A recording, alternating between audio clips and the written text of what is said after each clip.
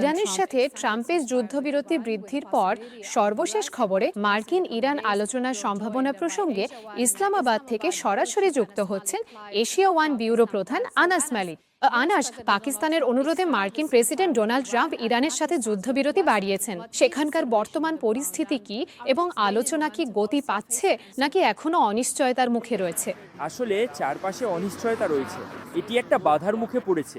এই মুহূর্তে এটি একটু অচলাবস্থায় রয়েছে, কারণ ইরান জোর দিচ্ছে যে যে কোনো আলোচনা হতে পারে, তবে তারা কেবল এই পূর্ব শর্তে প্রতিনিধি দল পাঠাবে যে আলোচনার আগে আমেরিকান পক্ষের আরোপিত নৌ অবরোধ প্রত্যাহার করতে হবে।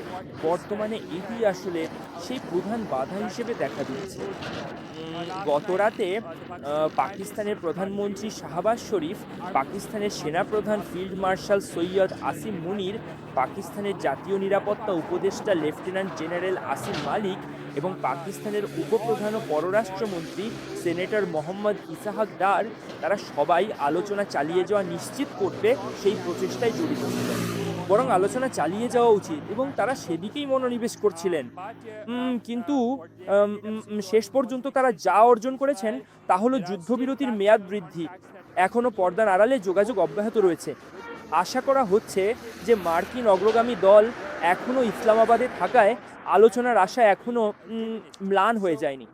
তাই যখন যোগাযোগ এবং এই পর্দার আড়ালে যোগাযোগ অব্যাহত রয়েছে, পাকিস্তান এখনও আশা করছে যে এবং মধ্যস্থতাকারীদের সহায়তায় তেহরানের কট্টরপন্থীরা যারা আলোচনার জন্য এই পূর্ব শর্তগুলো দিয়েছে তারা হয়তো সরে দাঁড়াবে এবং উভয় পক্ষেই শুভবুদ্ধির উদয় হবে এবং এই আলোচনাগুলো পুনরায় শুরু হবে, সরাসরি আলোচনা শুরু হবে, যাতে শেষ পর্যন্ত একটি শান্তি চুক্তিতে পৌঁছানো যায়। আইসা, আনাস, হরমুজ প্রণালী ইস্যুতে একমত হওয়ার পর মার্কিন ভাইস প্রেসিডেন্ট জেডি ভ্যান্স এবং ইরানি প্রতিনিধি দল কখন ইসলামাবাদে পৌঁছাবেন সে সম্পর্কে কোনো আপডেট আছে কি? আসলে এটি এখন যে কারোর অনুমানের বিষয়, তবে আশা করা হচ্ছে যে সপ্তাহান্তের কোনো এক সময় এই সম্ভাব্য প্রক্রিয়াটি ফিরে আসতে পারে। তবে এটি সম্পর্কে ভবিষ্যৎবাণী করা এখনও কিছুটা তাড়াতাড়ি হয়ে যাবে। যেমনটি আমি বলেছি, পর্দার আড়ালে আলোচনা অব্যাহত রয়েছে এবং এটি যাতে সুচারুভাবে এবং আরও ঐক্যবদ্ধভাবে সম্পন্ন হয় তা নিশ্চিত করার প্রচেষ্টা চলছে, যাতে দ্বিতীয় দফার আলোচনা শুরু হওয়ার সাথে সাথে একটি চুক্তি বা ঘোষণা স্বাক্ষরিত হতে পারে। আসিয়া।